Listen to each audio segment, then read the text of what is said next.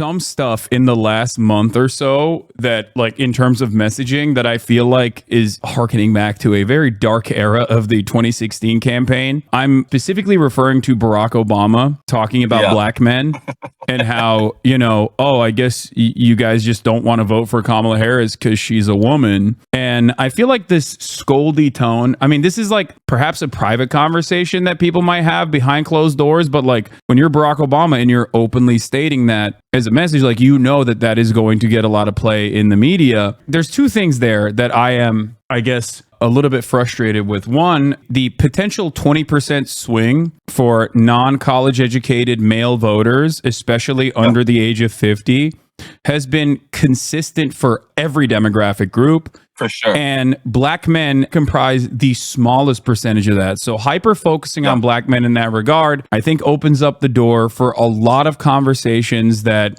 you will hear sometimes even from like white women on CNN who will then turn around and be like, yeah, why aren't they voting for women? And it's like, it's a very weird, it's a very weird conversation to have, especially when like black people across the board are still overwhelmingly, including black men, are still overwhelmingly voting for the Democratic Party. And I don't think that I don't think that Democrats understand this as a warning sign of like the base kind of like falling apart a little bit. And beyond that, I think like the scold attitude is, I feel like they did this with Hillary Clinton when they saw some issues, like, and I think this is like the last ditch effort to like try to scold people, and it's a demonstrable failure time and time again.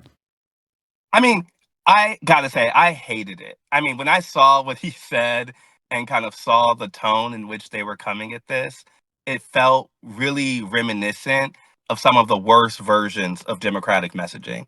And I think Barack Obama's been pretty egregious in some of the tone he's come at black voters with, even while he was president. I remember 2016, he talking about, if you don't vote for Clinton, you'll be letting me down personally. I mean, I think the thing that I often come to is like, there's no way he would come to different type of voting groups and place the blame on them for their own actions. He would hear those interests. He would listen to those frustrations. I was talking to Governor Wes Moore, only black governor of the country, about the question of black men specifically a couple months ago. And he was saying that Democrats have not done the job of acknowledging folks' frustrations with the political system broadly and the role the party has played in it. We know what the research says about what motivates these group of people. And we know that it is part of a larger educational sorting that's not specific to black men. But Barack Obama is missing all of that type of context when he says that. Yeah. I also think it completely ignores that for the type of black man we're talking about who's dropped off from Democrats, Obama is an avatar of the party's failures on that issue. They are not ready for a lecture from him. They think that he was part of the problem. And so his inability to kind of see himself in his own kind of time in office as the reason people have shifted on ideas of representation, shifted on the ways that Democrats relate to black communities, is itself kind of a self-fulfilling thing. But to your point about the ways that kind of there's been a larger shift among non-college men, I think Democrats could be honest with themselves. They talk more in the cultural language of Twitter and academia.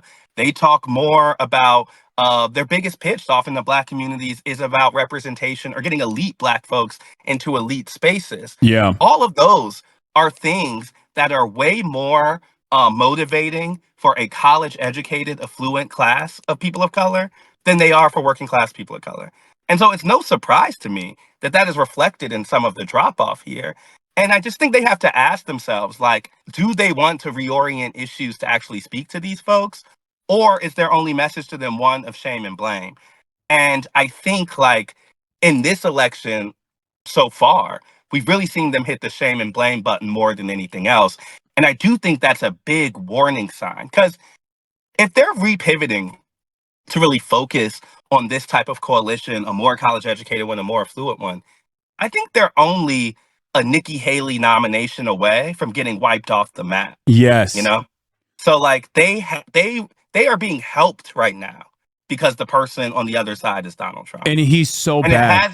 It's not just Donald Trump, but a bad version of him too. A bad version of Donald Trump, yes. And so I'm saying they have not had the inner party discussions and growing pains to really acknowledge what I think has been a big shift from them in terms of the types of issues they talk about and the folks leading that sort of messaging.